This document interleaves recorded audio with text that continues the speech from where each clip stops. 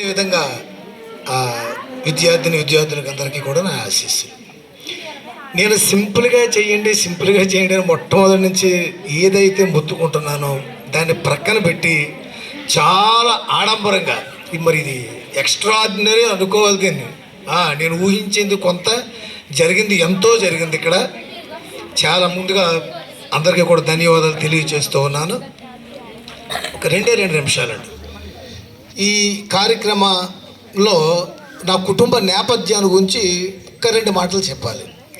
నేను చెప్పాలంటే ఒక సామాన్యమైన కుటుంబం అనే కంటే అతి సామాన్యమైన కుటుంబాల్లోంచి వచ్చినవాడిని నేను. ముఖ్యంగా నా తల్లిదండ్రులకి నేను ఒక్కడనే కొడుకుని. మా నాన్నకు మాత్రం చదువు అంటే చాలా ఇష్టం. ఎంత ఇష్టం అంటే చదివింది 1వ తరగతి అయినా కానీ ఆ రోజుల్లో నా 10వ తరగతి తెలుగు పుస్తకం చదివేవాడు మా నాన్న. చదువు అంటే అంత మిక్కిలిగా ఇష్టపడేవాడు. చాలా కష్టపడి చదివించారు నన్ను. ముఖ్యంగా ఏ కారణం చేత చదవలేదు అనుకోండి, చదవకుండా పిల్లలతో ఆడుకుంటూ వెళ్తే చదువు అని అనేవాడు కదా మా నాన్న. ఇప్పుడు కూడాను ఏదో చదివి ప్రయోజకుడు అవుతాడని నేను అనుకున్నాను, కానీ అనేవాడు నాకు వినిపించేలాగా. అంటే దాని అర్థం ఏంటంటే చదవమని అలాగా అనుకున్న రీతిగానే. మరి ఆ రోజుల్లో 79లో 10th క్లాస్ నాది. ఇంచుమించులో 57 మందిలో 15 మందే పాస్ అయ్యారు. అందులో 3 ఫస్ట్ క్లాసులు, 5 సెకండ్ క్లాసులు, థర్డ్ క్లాసులు, మిగిలిన థర్డ్ క్లాస్లో నేను. అంటే 57 మందిలో 15 మంది పాస్ అయితే 15 మందిలో నేను ఒకడిని. అంతవరకు కూడా కేశవరంలో పినిపే పుల్లయ్య అనేటువంటి వ్యక్తికి 10వ తరగతి చదివే కుర్రోడు ఉన్నాడు అన్న సంగతి తెలియదు. అప్పుడు తెలిసింది ఆయనకి, పుల్లయ్య మీ అబ్బాయి అంట కదా అందరూ చెప్పుకున్నారు ఊర్లోనూ అని. అదేవిధంగా చదువు అంతా అలా చక్కగా సాగింది. వాళ్ళు చాలా కష్టపడి చదివించి ప్రయోజకుడిని చేసి వాళ్ళు నా ఉద్యోగ జీవితాన్ని కూడా వాళ్ళు చూడగలిగారు, నా తల్లిదండ్రులు ఇద్దరు కూడాను.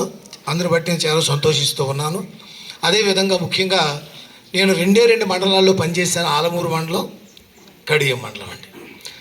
సర్వీస్ అంతా ఇంచుమించులో 20 సంవత్సరాలు అక్కడే చేయటం జరిగింది. 10 సంవత్సరాలు ఇక్కడ జేగురుపడు లాంటి స్కూల్లో రిటైర్ అవ్వటం నాకు చాలా సంతోషం. నేను కోరుకున్న ఊరే ఇది. నేను ఖచ్చితంగా జేగురుపడు లాంటి ఊళ్ళోనే రిటైర్ అవ్వాలని కోరుకున్నాను. భగవంతుడు రిటైర్ అవ్వటం, అందులోకిను ఒక ఉన్నతమైన స్టాఫ్. అంటే వాళ్ళు నేను పొగుడుతున్నానని కాదు, వాళ్ళు నన్ను పొగిడారని నేను పొగడతాం కాదండి. నేను తతిమా స్కూల్ నుంచి కూడా చూసి వచ్చాను. కాకపోతే నాతో పనిచేసిన స్వామిప్రసాద్ గారు ఇక్కడే ఉన్నారు. నిజంగా చాలా ఎక్సలెంట్ స్టాఫ్ అన్నమాట మన జేగురుపడిలో స్టాఫ్. ప్రతి వాళ్ళు కూడా ఎలాంటి మనస్తత్వం అంటే నేను వెళ్ళాలి క్లాస్కి, నేను వెళ్ళాలి, కానీ ఒకరినొకరు పోటీ పడి వెళ్ళేటువంటి మనస్తత్వం ఈ స్కూల్లో ఉంది. అలాంటి ఉన్నతమైనటువంటి చక్కని స్టాఫ్, మంచి మనస్తత్వాలు అందరికీ కూడా.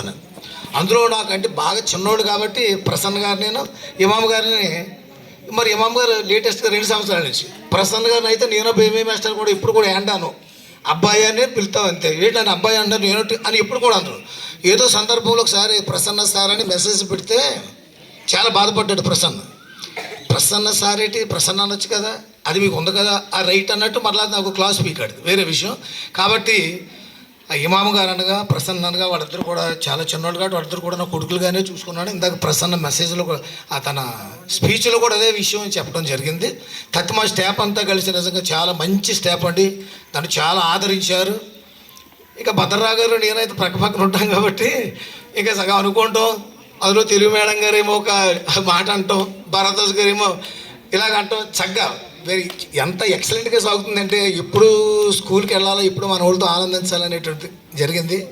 ఇంతవరకు కూడా నాకు అన్ని రకాలుగా సహకారం అందించినటువంటి అందరికీ, హెచ్ఎం గారికి, ఈ కార్యక్రమం ఇంత ఘనంగా మరి గిఫ్ట్ల విషయంలో మరి పీడీ గారు నిజంగా చాలా ఆయన చేశారు.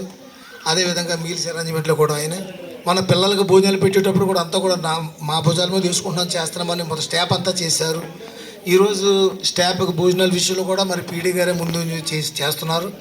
ఈ విషయంలో ఎవరెవరైతే మరి ఈ కార్యక్రమాన్ని వాళ్ళు బాధ్యతగా చేశారో వాళ్ళందరికీ కూడా పేరు చెప్పి నేను నా ధన్యవాదాలు తెలియజేస్తూ, ఇంతకాలం కూడా చక్కగా మీతో పనిచేయడానికి మరి ఈ విధంగా ఇంతకాలం కూడా మీతో చక్కగా వర్క్ చేయడానికి నాకు ఇచ్చినటువంటి అవకాశాన్ని బట్టి, అంతకంటే ముఖ్యంగా మరి నేను ఈ భూమి మీద జన్మించడానికి నా కారకులైనటువంటి నా జననీ జనకులకు మరి భగవంతుడికి కూడా మరొకసారి థ్యాంక్స్ చెప్పుకుంటూ ఇచ్చిన అవకాశాన్ని బట్టి నేను ఏమైనా కొన్ని గ్రాటిట్యూడ్ సంబంధించిన విషయాలు చెప్పడం మర్చిపోతే అనేది భావించకుండా మరి ఏం మాట్లాడాలో మరి నాకు నిజంగా చెప్పాలంటే